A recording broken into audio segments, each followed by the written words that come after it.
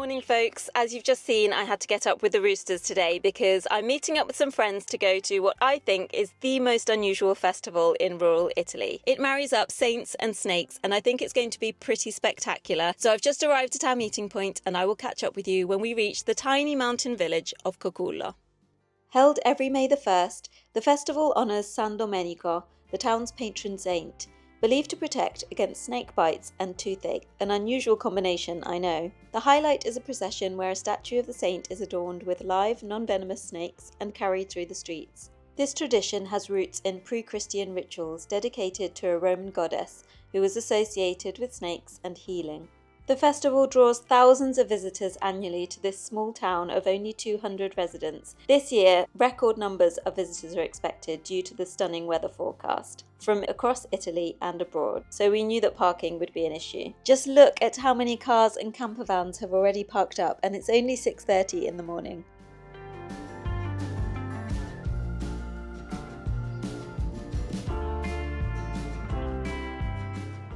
Although there was a chill in the air at this time in the morning, especially high up in the mountains, it was a very pleasant walk into Cocullo, accompanied by my friends Maria, Manuela and her husband Francesco.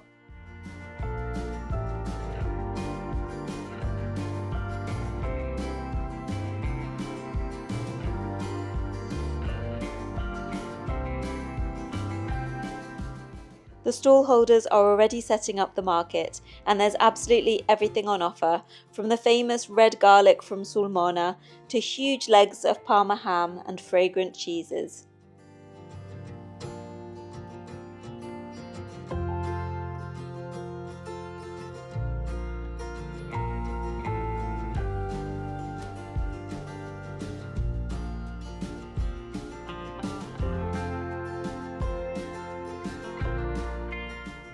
Be warned, it's an uphill climb and not a trip for the faint-hearted. Frange, tutto bene? C'ho l'ossigeno.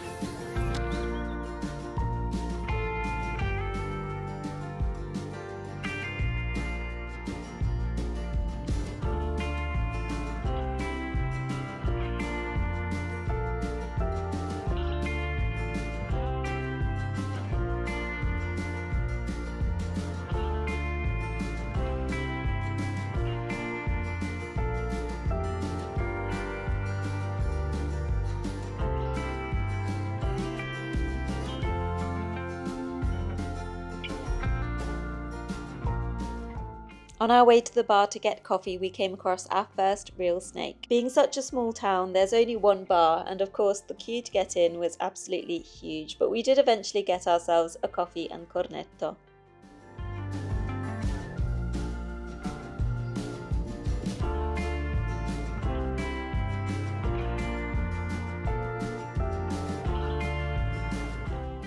We decided to attend the first Mass of the day so that it wouldn't be too crowded, and we were very lucky to find a space at the back. We then headed to a small exhibition where we were able to view photographs of the festa throughout the years, which were absolutely fascinating.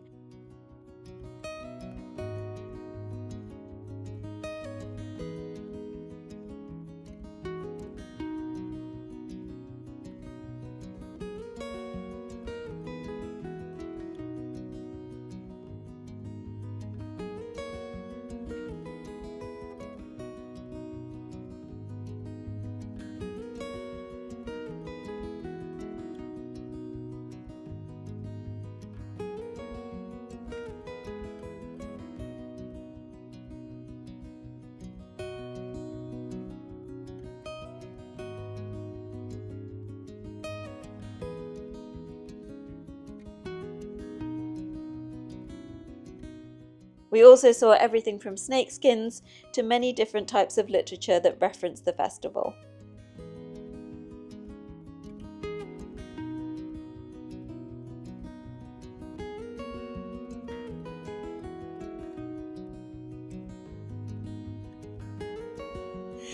So the Mass has just finished and we've been for a little walk around the exhibition, and now I think we're going to head for something to eat before the actual procession.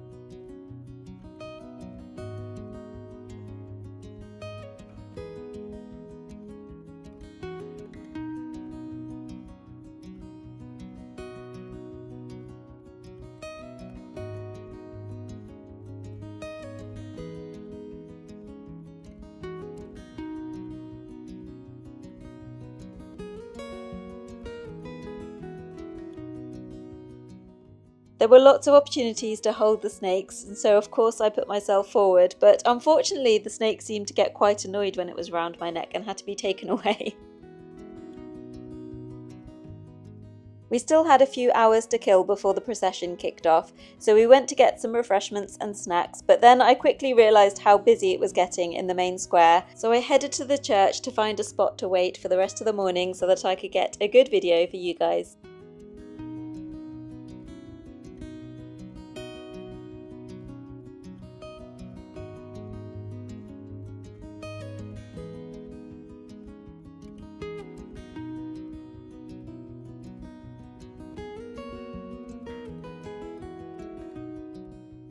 The people that own these apartments with balconies have definitely lucked out.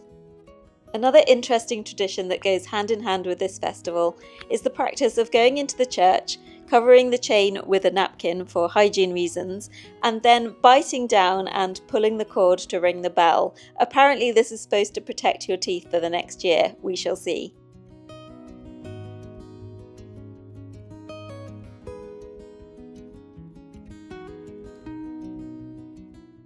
Here you can see the women in traditional costume carrying taralli, ring-shaped bread or biscuits, that represent a gesture of devotion and thanksgiving to Saint Domenico.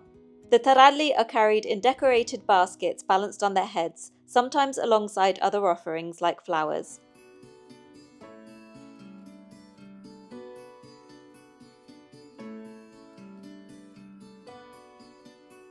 As it turned out, despite waiting in the blistering sunshine for 4 hours, the flag bearers were actually placed in front of me, and then a whole load of carabinieri turned up and stood in front of me as well, so I can't promise the best shots of my life, but it wasn't for lack of trying, I promise.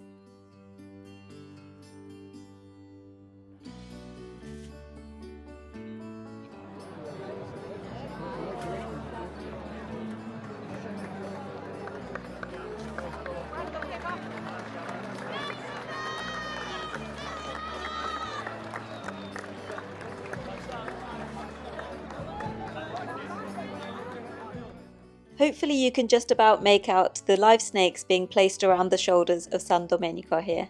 A man standing next to me actually told me that all of the snakes are microchipped before they're released back into the wild, and they're recollected again the following year.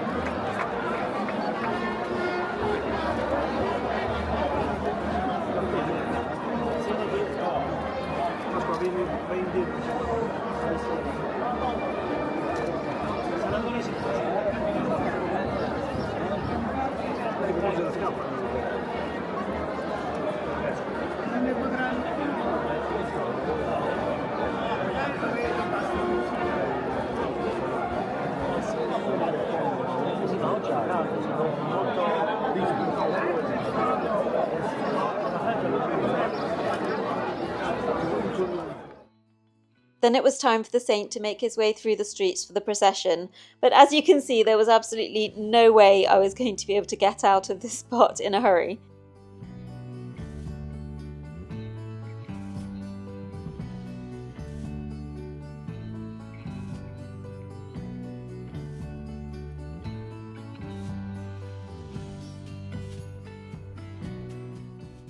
When we finally escaped the crowds, I was feeling peckish just for a change, so I stopped for a quick sandwich, and then it was time to get back on the road to head home.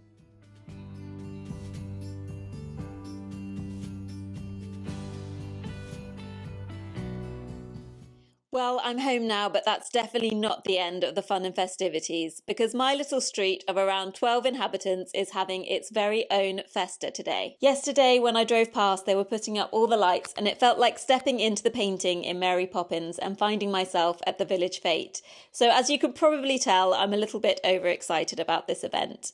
Earlier on, there were some five-a-side football matches, a procession, and some fireworks. Yes, fireworks in the daytime are a thing here, and my neighbour kindly filmed that for me so that I can insert the clips here. Now we're off to go and get some food from one of the food trucks and listen to some of the live bands. Given that I've never ever seen more than 2 people at once on my road, I really wasn't expecting a huge turnout, but I was just super happy that the community was coming together to do something. You guys all know the drill by now. We started with some arrosticini and fried pizza, and then the previous owners of my house joined us for some food and drinks, which was such a treat.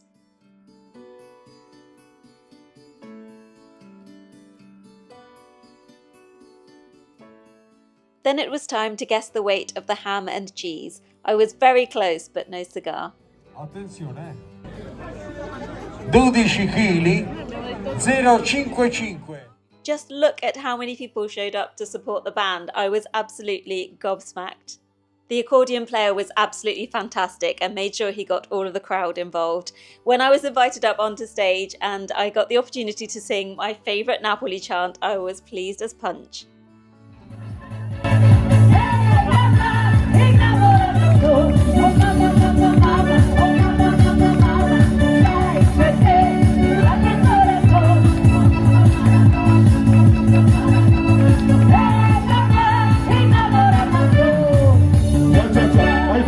Che confusione sarà perché ti amo, è un'emozione che cresce piano piano. Stringimi forte e stammi più vicino, se ci sto bene sarà perché ti amo.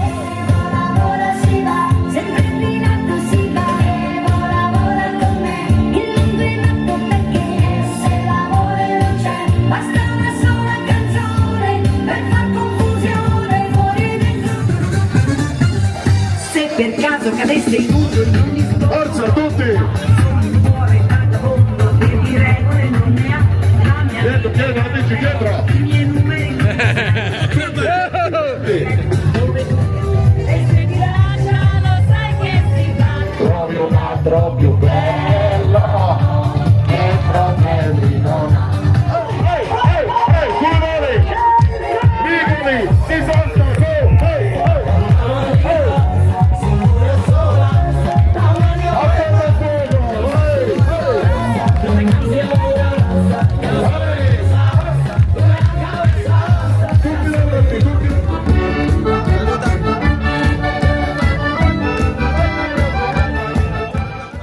Then it was time for something called the pupa, which I had never seen before and didn't really know what to expect.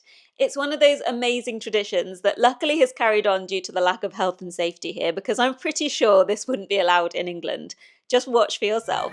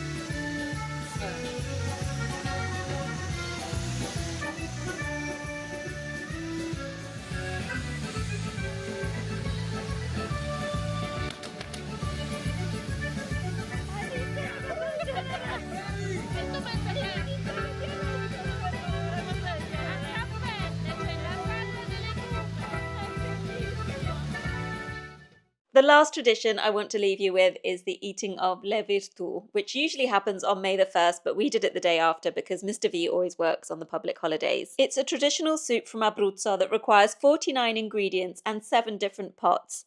It was traditionally made on May the 1st, intended to bring together wintry foodstuffs and spring's bounty, but not just by anyone, only by virgins. Legend has it that 7 of them each show up with a pot of 7 ingredients, hence the name, which literally means the virtues. I really hope you've enjoyed this little insight into some of the more unusual traditions in rural Italy. I will see you again with another video very soon. Take care.